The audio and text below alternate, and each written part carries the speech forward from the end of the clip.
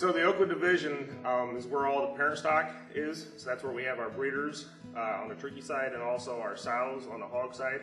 So we'll produce the baby poults and the baby pigs for our market animals in the pork recovery division. Our job is to try and make sure that we get the most high quality eggs to the hatchery so that we can sell high quality poults to our customers. Part of our customer is ourselves at Port Recovery, and then we have other customers that we sell the poults to outside of our company. A brood barn is where we receive day-old poults or baby turkeys. It's a little bit tighter of a barn, so there's not any drafts. And from 1 day until about 6 weeks, we raise this bird to about 4.5, 5 pounds. It's a lot tighter barn and it's a warmer barn, so they get a good start. Those babies can be really susceptible to drafts and cold air, so we try and keep it warmer than a normal barn where the bigger birds are raised. Some of the responsibilities in the brood barn would be washing waters daily, making sure the animals have feed, walking around, making sure there's no water spills, the air quality is fresh, maybe tilling litter, recording water consumption. So there's a lot of detail that goes in a brood barn because they're young animals. You're dealing with a day-old poult. So you want to give them a good start as far as nice clean conditions and fresh water and fresh food. After the poults are 6 weeks old and leave the brood barn to go to what we call the breeder replacement barn. So they start there at 7 weeks and they're going to stay there a total of 23 weeks or until they're 29 weeks old. Basically what we're doing is we're conditioning that bird to be a hen to where it can lay eggs. After the birds leave the grow-out barn, they go to the hen farm. At that time, they go from the 8 hours of light they had in the grow-out barn to at least 14 hours of light. When they go through that light increase, that is what causes them to start their egg production. After 2 or 3 weeks of that increased light, they will start laying eggs. And roughly every hour from 7 o'clock in the morning till 6 at night, 7 days a week, the gathers go around and gently push the turkey out of the nest and pick up the egg. And then they bring that up to the egg house, and they have to make sure that they go through, and we only want the best egg. So if there's a cracked egg or a dirty egg or too small of egg, we call those cull eggs.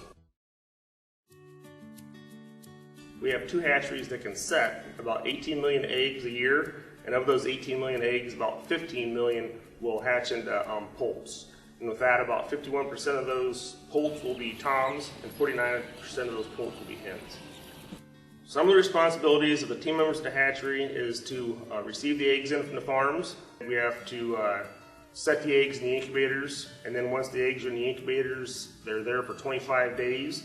Then at the 25th day, it's called transfer, and we'll swap the eggs from an incubator to a hatcher. So it goes from like an egg crate to a tray to where the animals, once they do hatch, they can get up and move around. At the end of the day, our goal is to bring all these different processes together, the nutrition, the biosecurity, the health of the animals, the safety of our employees. We want to bring that all together to produce a healthy pig to ship out to our grow-out barns, whether it's up here in the Northwest Ohio area, Defiance County, Paulding County, or down around Mercer County, where those contract farmers will take care of those pigs. That is ultimately our goal on the sow farms, is to produce good, healthy pigs to send down to those guys. A GDU is one of our gilt development units, and that's where the young breeding stock is brought in at about 50 pounds, and they'll stay there for about 3 months until we transfer them out to a sow unit where they will continue on the process before becoming a sow. At a GDU, they do a lot of just your basic choring, making sure the animals have food, water, and good ventilation. Those are the 3 most important things.